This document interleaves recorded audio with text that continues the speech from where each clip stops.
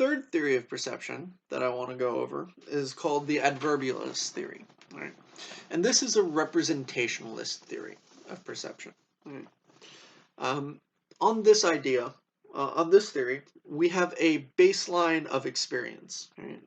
A baseline experience of the world, kind of an undisturbed experience. Think of it like a heart monitor, right? There's a natural sort of state for each sense, right? A natural rhythm. It's not like a flat line, but there's a baseline experience.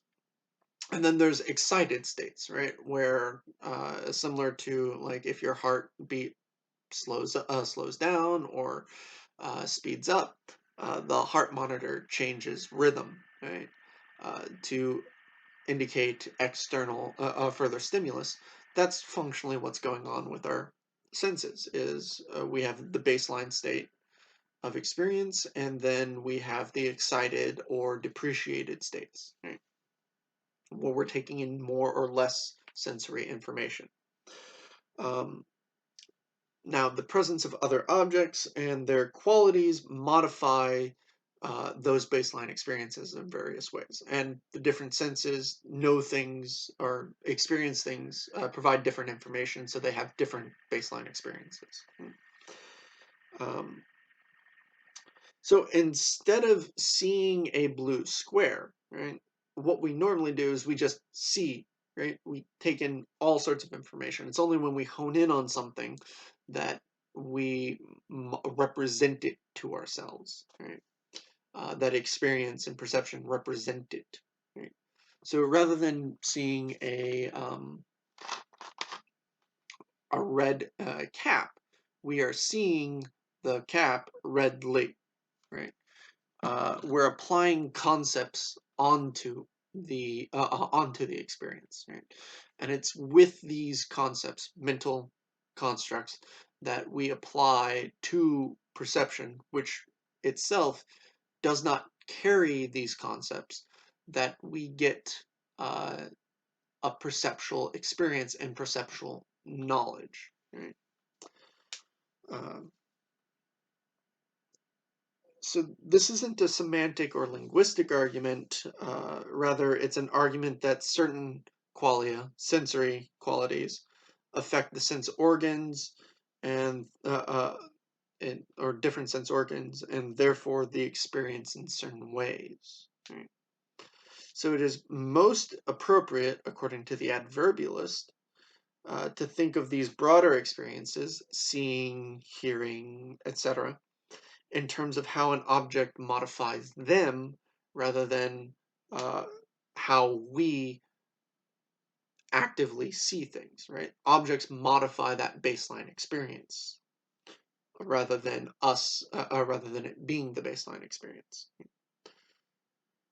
For example, bluely, right, or redly. Redness is modifies sight, but it doesn't modify sound or touch. Right? So certain qualities, perceptual qualities, belong to certain perceptual modalities, right? And some of them are cross-modal, right? This is an indication of like the adverbial. This is an indication of the adverbialist theory's origins, which were as an attempt to answer the sorry, as an attempt to answer Molyneux's question. Molyneux was a French philosopher and psychologist who corresponded and posed a problem to John Locke's own theory of the distinction between primary and secondary qualities. And Molyneux's question asks, how is it that the same senses can know the same qualities, or that different senses can know the same qualities in different ways? So how is it that I can know based off of sight that this is a hollowed cylinder, but I can also know it based off of touch, right? And how is it that despite that knowledge being the same, it's presented to me differently, right? This is why the adverbialist is a representationalist form of a theory of perception. It says that what we know is something that's represented to the mind, in this case based off of what concepts we have available to us, right? And how those concepts further modify the sensory or perceptual experience. So the two levels for the adverbialist in this case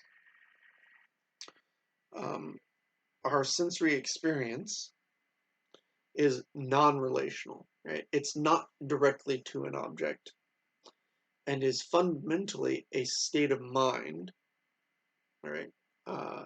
So the representation modified in a certain way, right? Visually sensing brownly, right? So it's perception being modified by concepts, right? Flat perception does not grant knowledge. It's only with concepts applied to what we perceive that we get perceptual knowledge as a category. And then on the second level, right, the character of knowledge then, perceptual knowledge, is explained by the intrinsic qualities of experience, right? By that baseline experience for each modality, which constitute the ways in which it's modified. Right? And how is it that this concept, the concept of cylindricality, is modified differently by touch than it is by sight, and so on and so forth.